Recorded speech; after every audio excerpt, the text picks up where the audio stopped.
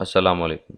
Styling learning में खुशामदीद। आज के इस लेक्चर में हम फ़िज़िक्स सेकेंड ईयर की बात करेंगे और मैंने ऊपर से नाम चेंज नहीं किया। अभी हम फ़िज़िक्स सेकेंड ईयर की बात करेंगे और लेक्चर हमारा है 22।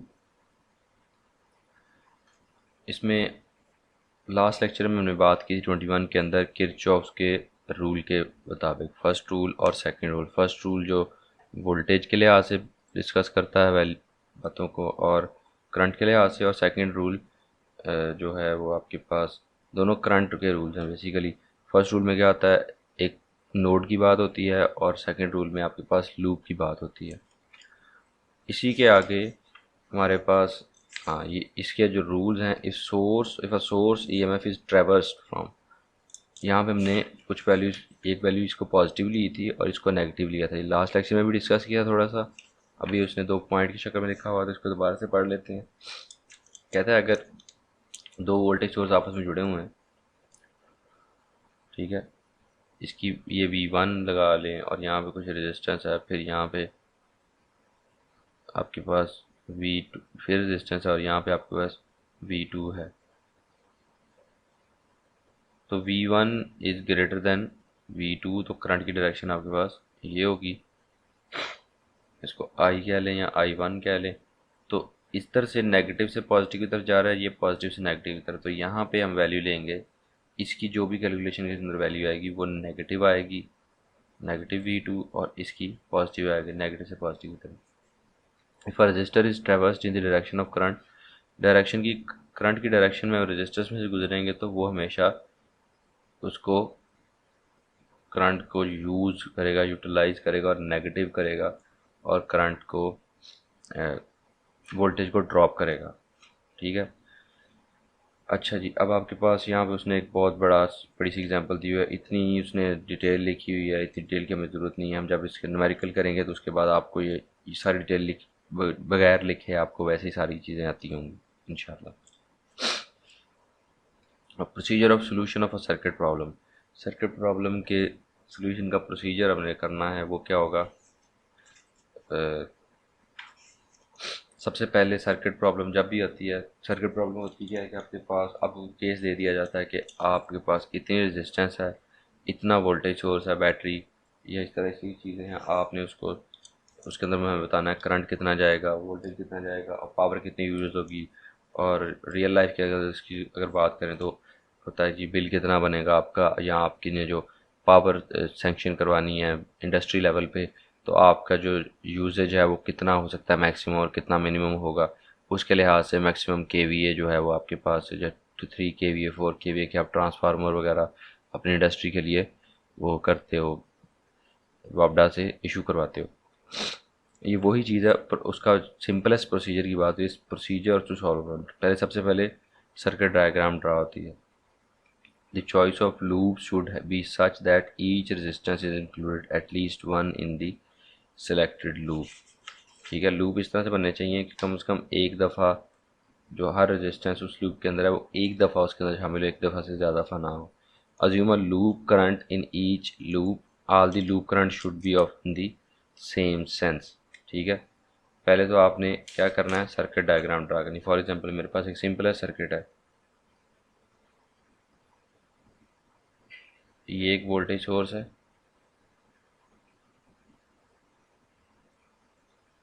एक लूप मेरे पास ये है, और इसी के साथ आगे ये दोनों रेजिस्टेंस पैरेलल में हैं और ये R1 इनके सीरीज़ में है।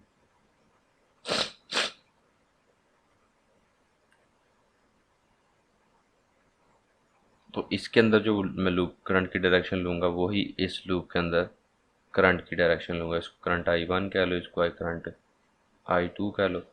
तो ये आपके पास ईच लूप के अंदर सेंस मतलब उनकी डायरेक्शन, अगर क्लॉकवाइज है तो दोनों क्लॉकवाइज, अगर एंटी क्लॉकवाइज लेने तो दोनों एंटी क्लॉकवाइज लेने। और हर सिलेक्टेड लूप के लिए हमने लूप इक्वेशन लिखनी है। लूप इक्वेशन क्या होती है, सम ऑफ वोल्टेजेस, VIR के लिहाज से इसको लिख देंगे लूप इक्वेशन, जैसे V में से -I1 R1 -I1 R2।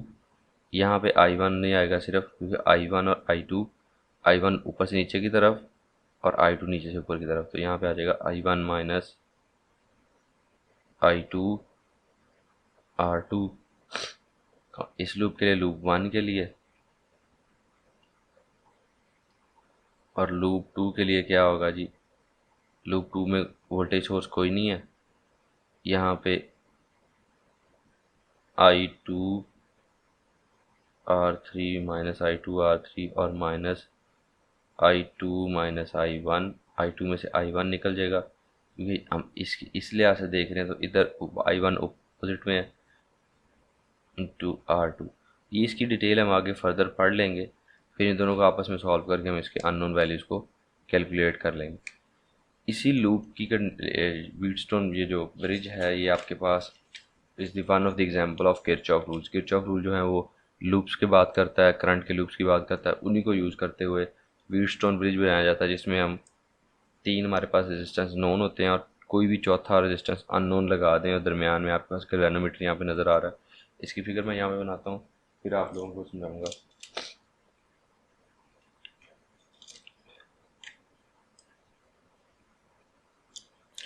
अभी व्हीटस्टोन ब्रिज की बात करेंगे, और जिस तरह हमने अभी लास्ट टॉपिक में पढ़ा है कि जो प्रोसीजर है, तो व्हीटस्टोन ब्रिज के लिए सबसे पहले हम क्या करेंगे, पहले तो नाम लिखेंगे ना टॉपिक का।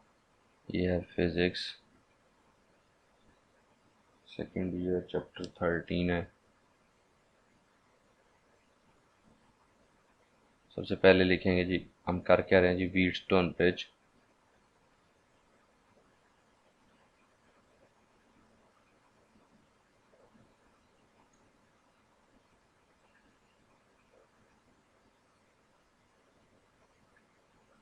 इसमें क्या, सबसे पहले हमने सर्किट ड्रा करना है। सर्किट हमारे पास कुछ इस तरह से होगा,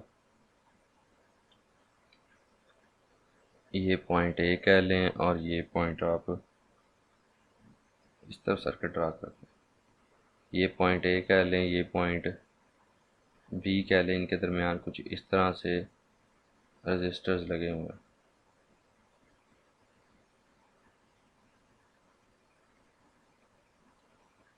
और इधर एक पॉइंट, इधर भी 4 रजिस्टर होते हैं इसके अंदर एक टाइम पे, ठीक है। इसको, ये पॉइंट सी है, ये पॉइंट बी है और ये पॉइंट डी है, और इसके मिडल में दरमियान में एक गैल्वेनोमीटर, या जिसे कह लें कि एम एम मीटर लगा होता है। गैल्वेनोमीटर बहुत सेंसिटिव होता है, तो हल्का सा भी करंट अगर इसमें से मूव करेगा तो वो हमें बता देगा, या इसको सिंपल एम मीटर कह लें। करंट को, इसमें से अगर करंट गुजरेगा यहाँ से, तो करंट अब यहाँ पे, ये जो है इधर आपके पास यहाँ पे एक स्विच लगा हुआ है एस के नाम से, और आगे आपके पास यहाँ पे बैटरी सोर्स लगा हुआ है, और ये इधर से यहाँ पे सर्किट कंप्लीट हो रहा है। ये आपके पास सर्किट बन गया। अच्छा, अब इसमें जो व्हीटस्टोन ब्रिज की जो प्रिंसिपल्स हैं वो क्या हैं कि आपके पास ये रजिस्टर की वैल्यूज़ हैं R1 R2 R3 and R4। अब यहाँ पे सबसे पहले क्या था, सर्किट डायग्राम ड्रा करनी है, फिर उसके अंदर करंट की डायरेक्शन को हमने अज्यूम करना है, जो कि हमने सेम रखनी है। अगर मैं बैटरी के लिहाज से देख लें, ये पॉजिटिव है ये नेगेटिव है, तो मतलब इसके अंदर ऐसे करंट को मैं अगर लेट करता हूँ तो इसके अंदर करंट की डायरेक्शन को ये रखूँगा, इसके अंदर भी करंट की डायरेक्शन को ये रखूँगा। ये सारी क्या है, एंटी क्लॉकवाइज जा रही हैं। इसको मैं I1 कह देता हूँ क्योंकि यहाँ पे R1 है, इसको मैं I2 कह देता हूँ और इसको I3 कह देता हूँ। आपकी मर्ज़ी, आप जो मर्ज़ी नाम रख लें, कैलकुलेशन हमारी के ऊपर इतना ज़्यादा फ़र्क नहीं पड़ेगा। अब हमने सबसे पहले इसके जो लूप्स के सर्किट ड्रा कर लिया, करंट का अज्यूम कर लिया। अब हमने इसकी लूप इक्वेशन लिखनी। थर्ड स्टेप हमारे पास क्या होगा, loop equations.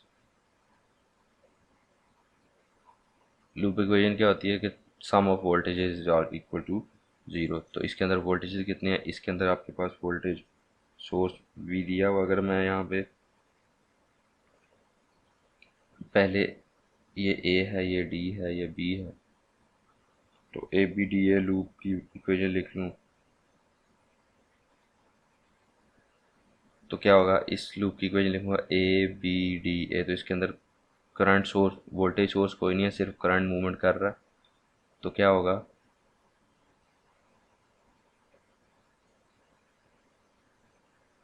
Minus I one R one, इसमें से जो गुजरेगा आई, क्योंकि B is equals to I R होता है, तो इसमें से जो वोल्टेज ड्रॉप होगा, क्योंकि रेजिस्टेंस में हमेशा वोल्टेज ड्रॉप होती है, तो minus I one R one minus,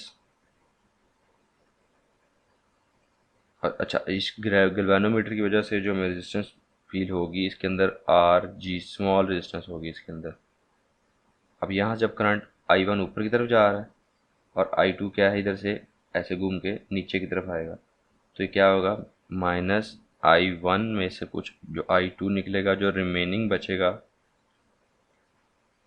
वो हमारा आर जी में से गुजरेगा, उसकी वजह से हमारे पास एक वोल्टेज ड्रॉप होगा यहाँ पे, और साथ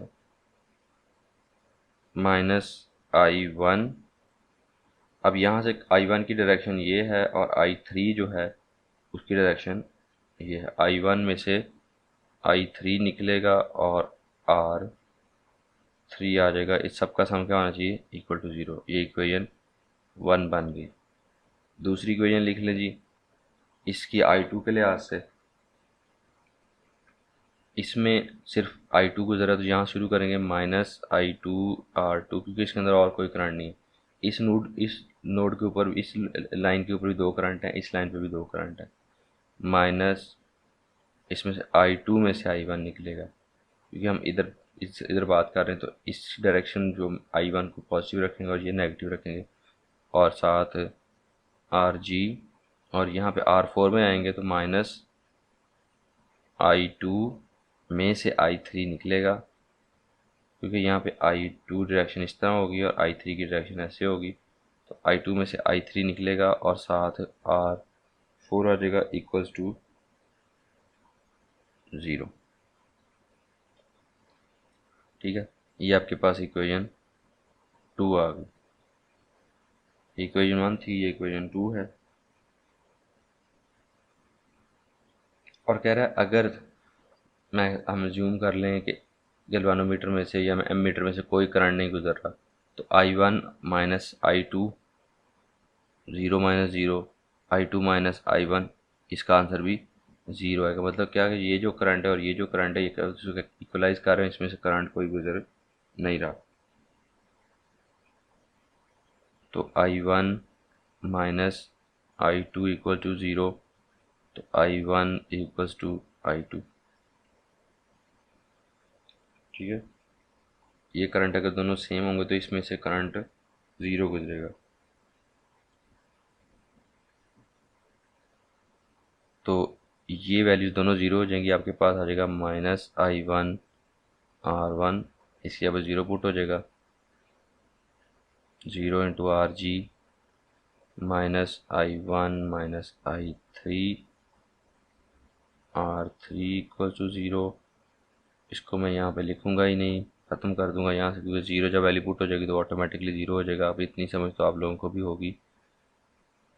आई वन आर वन माइनस, अब ये भी ज़ीरो हो गया, minus I two R two minus I two minus I three R four equal to zero. अब हमने जब लेट कर लिया कि I one equals to I two है, तो यहाँ पे आई वन और आई टू को, आई वन और आई टू की जगह पे यहाँ आई वन पुट कर लें या आई टू पुट कर लें, तो दोनों क्या हो जाएंगे, सेम हो जाएंगे। Minus I one R one,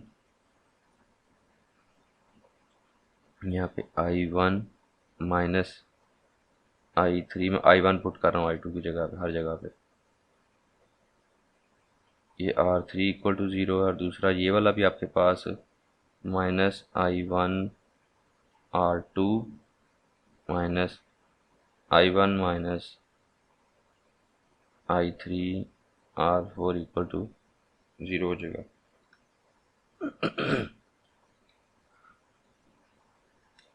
ये नेगेटिव हो रहा है, इसको अगर उधर ले जाएं तो ये क्या हो जाएंगी, वैल्यूज इसकी पॉजिटिव हो जाएंगी।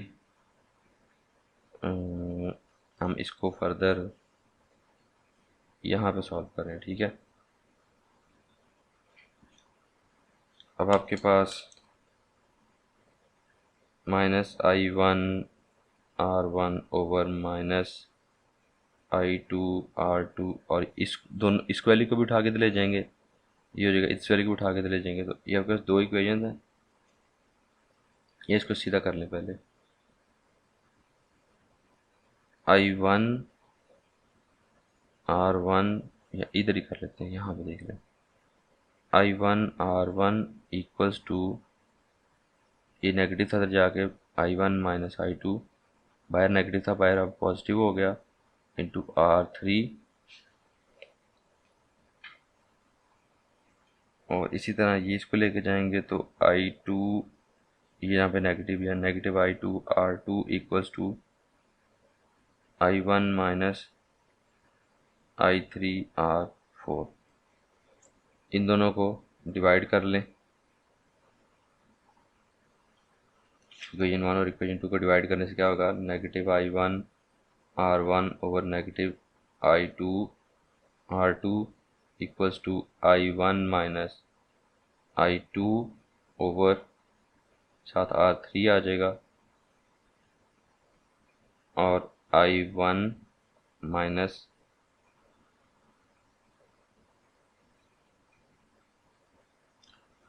i3 यहाँ पे है, तो यहाँ पे भी i3 है।